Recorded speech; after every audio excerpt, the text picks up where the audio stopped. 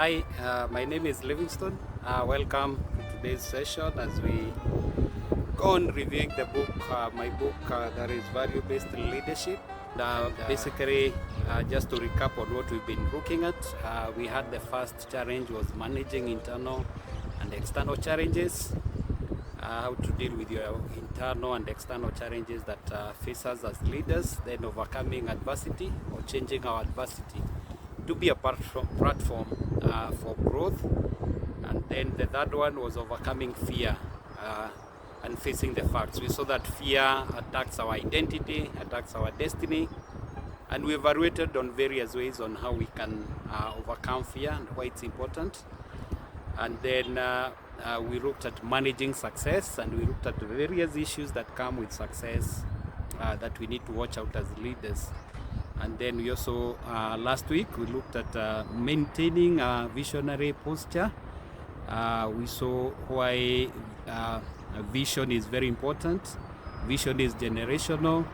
And once we are visionary leaders, we'll have a legacy mindset to maintain and to have a posture of legacy leadership mindset. And then we'll be able to sustain and even to go beyond. Even when we are gone, we'll be able to bring forth through our generations and our children and our successors the vision that God had given unto us. So all these I had compiled based on my knowledge and my experience, as I explained earlier, in my leadership, in my career in aviation consultancy, leading an aviation training school, and also having worked locally in Kenya Airways and also abroad in Emirates, and basically from the so many areas. I've been in areas where training executives in boardrooms, been in church ministry, church leadership, and currently with my role as the Secretary General of a denomination, Revival Missions Church, and with the experience of dealing with various scenarios. So compiled all the leadership skills and the things I've learned, just to put them to encourage you, and also to make sure also you don't have to reinvent the wheel. And so today, before we dive into our challenge, the sixth challenge, let us just do a quick recap on what we looked last time. That was maintaining a visionary posture. And number one, we saw that vision is the lifeblood of leadership. It's the key to leadership. And we saw even the Bible records in Proverbs 29:19, where there is no vision, people perish, organizations perish, ministries stop growing. And so vision, even from a family perspective, it's important for you to be visionary. And so we looked at some of the ways, how do you ignite your vision if it dims down. So we see that you need to revisit your calling, pray and fast, connect to God, reflect on where you began, what pushed you to what you're having and that vision, and also to surround yourself with faith-filled friends and colleagues who will inspire you to get back to have your vision fired. So then we saw the difference between a personal ambition and also a divine assignment from God. We saw everybody has an assignment from God, and this is repackaged in you, and based on your personality and the exposure that God gives you, the environment you are in, and all the sum total of who you are is based on the design, because all things work in conformity according to the will and the purpose of God. And so God will push you and prepare you for your assignment. And so it's important always to remember to go back to that divine assignment that God has put in you, and also just be sure that you don't over time confuse the personal ambition and also God-given divine assignment. And so we saw also the practical steps in building and maintain your vision. Write your vision, share your vision, live your vision, adjust your vision based on what's happening in the environment and also in your life. And so we also saw how do you guard yourself from vision drift. And we saw one of the things that we need to be careful is being so busy and forgetting to review, leadership fatigue, and also ensuring that you have the metrics or the measures that helps you to make sure that you are still on track. And also we saw that fear, you really need to be very careful, so because fear can actually kill your vision. So there's quite a number of questions we looked at. Also leading with the legacy in mind, that is legacy leadership.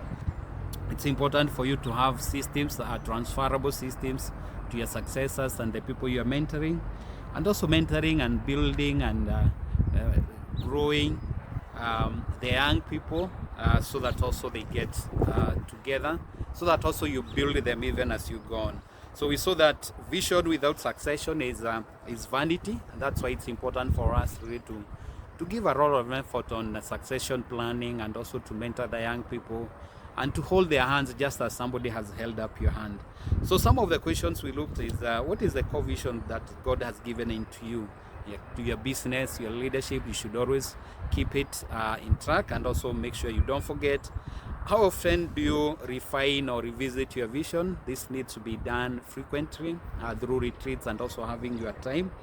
And what aspects of your leadership culture may you be hindering your vision? So we talked about culture and why it's very, very important. Your personal culture, your organization culture, your ministry culture, make sure that they are aligned to your vision, and it's reinforcing your vision. Have somebody who's guiding and helping you implement your vision. Those are things we looked at. And it's good to have time, commit your original vision and the plan to God, and keep revisiting. So those are some of the issues.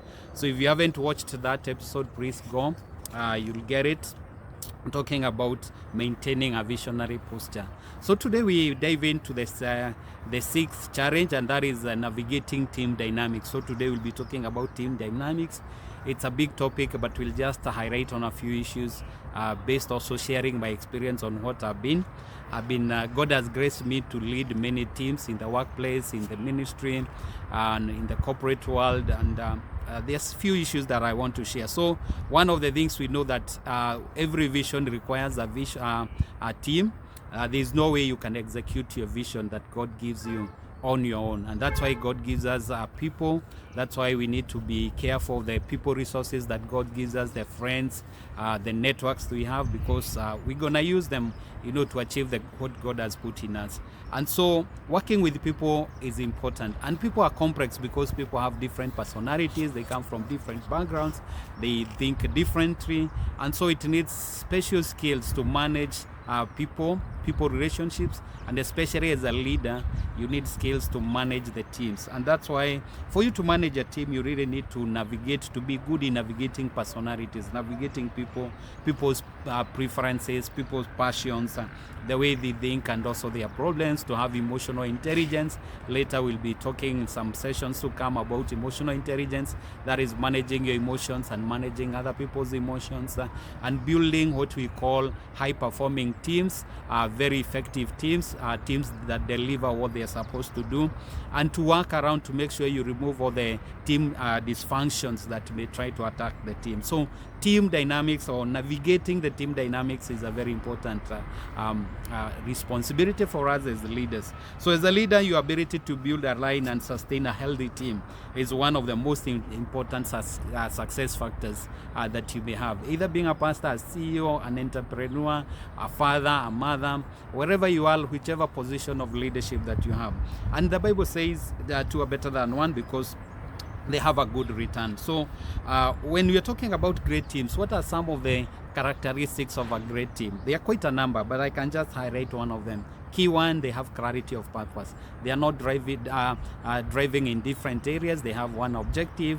There's healthy communication. Communication is very important. They say communication is the bloodline of leadership. So communication is very, very important. When you're talking of communication, it's communication to the seniors, to the people under, and also to peers. So it's what we call all-rounded communication, ensuring that the message is passed to the person intended, and there is feedback, and there is also agreement on what's going to happen. And so understanding team dynamics is very, very important, very, very important. And one of the things that is clear when you're talking about teams, they have several things that Bruce talks about, the famous model that describes the team formation. And the first thing is team formation. When a team comes together, they are formed, they have certain characteristics. Then there is what you call the team goes through another stage of storming, where now there is conflict emerge between the team members, as they weigh one another, as they push their agendas across. And then the next phase that goes is what you call team norming. They normalize, and then they learn how to accept one another, and then they start performing. This is the optimum level. So when you're talking about team dynamics, you need to understand, if you're a pastor and you bring in a new team, every team that comes in, if you're an entrepreneur, you've just begun, or you start a project and you bring new people, whoever you are, every team that comes together goes through these phases. The team formation, that is the initial stage. They come together, they don't know each other, they're afraid of one another, they're just weighing one another and studying one another. And then there is storming. This is a critical phase that you need to manage the team. There's a lot of conflicts. They are conflicting, the personalities, they are crashing and all that. Leaders are emerging, others are quiet. And so you really need good leadership skills. Actually autocracy, a bit of autocracy, telling them what to do, and then also now after that they start norming. Norming is where now they accept one another. You also now in that stage also need to use another leadership style to manage the team. This is a team now, they accept one another, and then they go to the next phase, that is now performing. They start performing. Everybody knows what they are supposed to do. They are all right. They are all okay with one another, and then they operate at their peak productivity. And also, you need another leadership style to manage that team. In that team, maybe you will be more democratic, and these are based on what we call behavioral theory of leadership, where it talks about autocracy. This is where a leadership style where you keep telling. You have to tell, and this is what you use in the first two phases of forming and storming. Then the another behavioral characteristics from the theory is being more democratic, is more involving the team. And that is only possible maybe when the team is performing, and maybe a bit of when they are norming. So for every team, you really need to be careful at which stage are they. And this is important so that you can know now how to generally manage that team. But also remember, you can even have a team that is actually performing at the peak, and then one of the influential team members is, maybe transfers or goes to another company, or is moved to somewhere else, or they, for whatever happens, maybe separates with the organization, or changes ministry, and somebody else comes in. So you see the dynamics also of the team will come in. So it's always important for you to be aware on which phase the team is, and then based on that you are able to manage the team. And so the other thing we need to handle is just to know what is our role as leaders, as managers and leaders to manage the team. So with wisdom and maturity, we need to manage conflict. Conflict is another thing in every team. There will be conflict, and conflict is not always bad, and you can never live in this world without conflict. And the key thing is, how do you manage that conflict? And so I just want to mention some few strategies on how to manage conflict. Conflict is a very big leadership topic that one can study, but just in a highlight I can say what are some of the conflict management styles. So number one is persuading. So you can persuade the team members or the member who is having issues, and most of the time this is when that person is critical. You don't want a lot of issues, and so you persuade. So one of the things is persuading. The other thing you can do is to compel, to force somebody to comply or to be in line. This is when you have a lot of, maybe you have the upper hand, and maybe you need to exercise your authority as a leader. Then the other one is avoiding or accommodating. It reaches a time sometimes as a leader you ignore some issues that leaders or some team members are having, and so this is also a strategy of managing conflicts. You just for that particular time you avoid, or you just ignore, or you just accommodate that team member, maybe as you figure out what you need to do, or maybe when that person is critical to be in the team and there's nothing much you can do as a leader, or you're having other things in your mind that you think are of more priority. and maybe you want to deal that issue later. The other thing is collaborating. Sometimes you just have to collaborate, and we see it a lot happening even in the politics and also in global politics. Right now there's a lot of movement in geopolitics, and you can see that even in our political landscape, a lot of collaborating. People you never thought they can never work together. You find because their interests emerge, and then they collaborate and they just agree, maybe for the welfare, for the good of the nation, or for whatever may be driving them to do that. So that is another option. To avoid a lot of conflict, you just collaborate and work together. Another one is negotiating, where it brings in a win-win. We negotiate and then we agree. That sometimes that happens. You have a team, there are conflicts within the team, within the church board, within different organizations, within a team. Maybe it's the main organization and maybe the team members, their issues, and maybe you negotiate, or you force them to sit together and negotiate and to come to a win-win solution. And another one is supporting. Sometimes you just decide to support. And so conflict management, especially when managed well, is very healthy, and there's nothing you can do about it. As a leader, every day you face conflicts. Conflicts will always be there, and so it's important as looking at the team dynamics. If you just look at the team dynamics we've talked about, the forming, the storming, the norming, and the performing. If the team, depending on where they are in the phase of the team development, now compounded with the conflict management and all these strategies we are talking about, you can see the issue of leadership is not just simple. It needs a lot of wisdom, and needs a lot of prayer, needs a lot of, how to go around managing people, personalities, and who they are for the purpose of the organization. We say in the corporate world, the reason an organization is there is to meet its objectives. The objectives on an organization can be strategic objectives, can be financial objectives, can be operational objectives. And also when you look at it from a ministry point of view. And so the issue is, as a leader, you will always have issues that you have to deal with.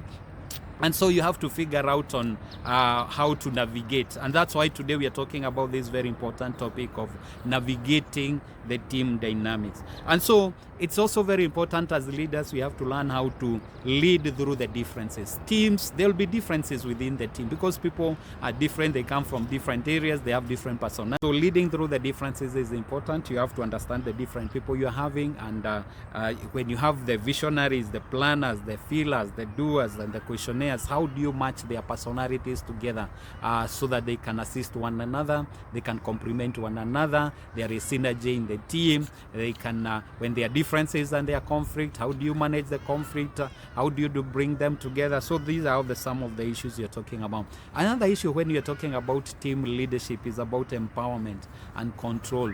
One of the things is you need to learn how to manage your team. Many leaders, without knowing, they stand or they stop the team's growth by over-controlling. So micromanagement will suffocate initiative. If you micromanage people, you will kill the initiative. They'll not come up with new strategies and new thinking.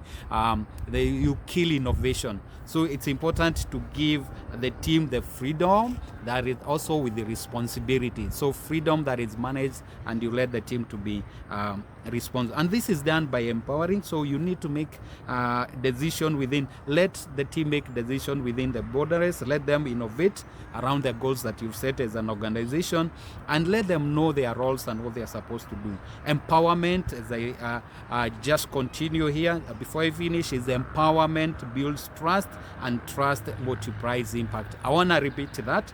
Empowerment builds trust, and trust multiplies impact. Impact is the end result, the impact to the organization, the impact to the ministry, the impact to the community. At the end of the day, this is where we get the results from the impact, and that comes from empowerment, from the trust that has been built by empowerment. When you empower people, you let them innovate, you let them come with the new ideas, and they build something new. And this is very important because you're empowering them, and at the same time also you're building a culture. If you have somebody, I don't know if you've ever met somebody who worked under a micromanager, it's very difficult for them to make a decision because they are used to be just letting the boss make the decision for them. They cannot think independently, and that is not a good way of developing and growing people. So one of the things is we want to empower people, and we want to have a culture, a learning flying organization culture where people are free to go and innovate, they go and experience, because these days you are dealing with adaptive challenges. There's what we call adaptive challenges and technical challenges. Technical challenges is where there is a systematic way of doing it, look for an expert and he can come in and sort out the issue. But when you have what we call adaptive challenges, are very complex and they need experience, they need experimental, they are testing, they need people who can think outside the box, they need innovation, they need agile, somebody who is very quick to make decisions even on as things change based on the environment and what's going on. And so when you have people who are used to being micromanaged, they just sit down and they can make a decision, and that is weak for the organization of the ministry. But when you have people who are empowered and they know their boundaries and they've been given the authority and being empowered to make decisions, then you have they're able to have what you call a learning organization. They're always learning, they're agile, they make decisions. And this is the culture we want to build in our churches, in our ministries, in our workplaces. Don't just become that leader that nobody can make a decision unless you make it. That brings a sick dependency within the organization, which is really not progressive in the organization. So this all comes from team management. So as you can see, even if you are supervisor, and if we have people who are supervising our teams, it's important for us to teach them the good skills of managing teams and having what we call high performing teams. And so team culture is built. How do you build this culture within the organization as a leader? It's our daily behavior, how you behave as a leader. People are watching what we are doing. They are watching what we say and what we do. Our behavior needs to be in line and in sync with what we preach and what we celebrate, what's important for us, what do we keep talking about. This is what will build a culture within the teams. What we correct, if people are not doing what is right, do you correct them? And those are the things that will build the culture and what we consistently model by our doing. And so as we begin, we finish, is culture is very important. Building strong cultures is important because business or the ministry can go through a rough patch or rough time, and it's the culture that is embedded within the organization that will help the organization overcome the challenges that we face. And so culture, as I finish, it's vision for breakfast. And so for us, we need to be visionary leaders. That's what we talked last week. And so we build strong, high-performing teams, understand the teams at where they are.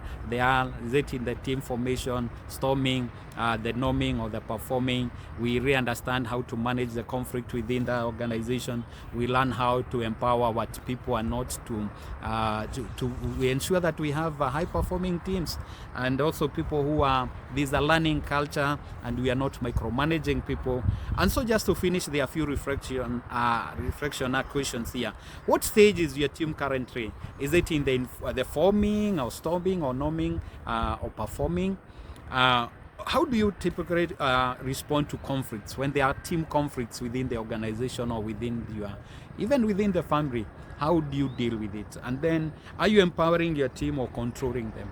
So are you controlling or are you empowering? Then the other thing is, how do you deal with the toxic traits, these challenging traits where you have team members who are toxic or leaders who are toxic and they are impacting the performance of the team?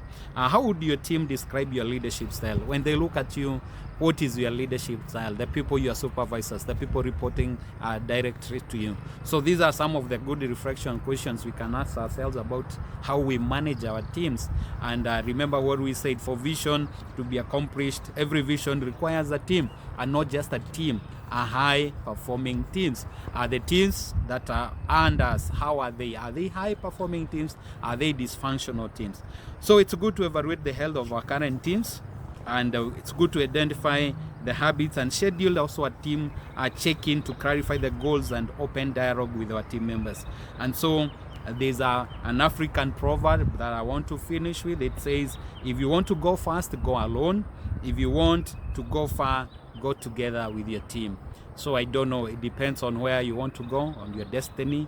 Do you want to go alone, or do you want to go far and have synergy, develop leaders who can empower others and grow your organization? And do you want to empower and have a learning culture within your high performing teams? This is the desire that we have. And we can see the best example was Jesus. He was a team. He had the team of 11, 12 ordinary men, and he turned them, he trained them, he walked with them, and these men changed the world. And that's why you and me, we know about Christ, and we've received this salvation in our hearts just because of the high performing team that Jesus came. He walked with them, he empowered them. Sometimes they were weak, sometimes he rebuked them. They watched what he was doing, he gave them the vision. And I like what he says in John 17. He prayed and he talked to them, and he told them, guys, I have so much to tell you. He knew, he understood their capacity, and he told them, you cannot get it all right now, but you know what, there is the one who will come after me, the Comforter from the Father, the Holy Spirit. When he comes, he'll teach and reveal all these things unto you. So I'll not leave you as just as orphans. So Jesus looked at the team, and even beyond, he had the legacy leadership concept in him, because he wanted to empower them and strengthen them. Even with his departure, he was comfortable that they were ready for the mission that was ahead. And the same thing Jesus is looking at you and me, that he has empowered us and entrusted us with whatever skill and whatever industry you are in, so that you can impact, you can train others, you can become a good team player, and especially also with your family, which is one of the greatest areas that God has given you the grace to have. So thank you so much. I really appreciate you joining me as we've been walking down these challenges, and I'm sure we'll be blessed even as we go ahead. So just let somebody know. Don't let somebody, if you think these teachings can really be of help to somebody, regardless of they're in entrepreneurship or they're in ministry, or it's a mom or a dad, they are coming up leaders, young people, please just connect them to this, share with them the links, and God will bless you. So thank you. See you next time, even as we look at the 7th challenge, and that is staying spiritually grounded. Why is being spiritually grounded important for our mission, our calling, our businesses, where God has called us, so that we can impact this world. So thank you.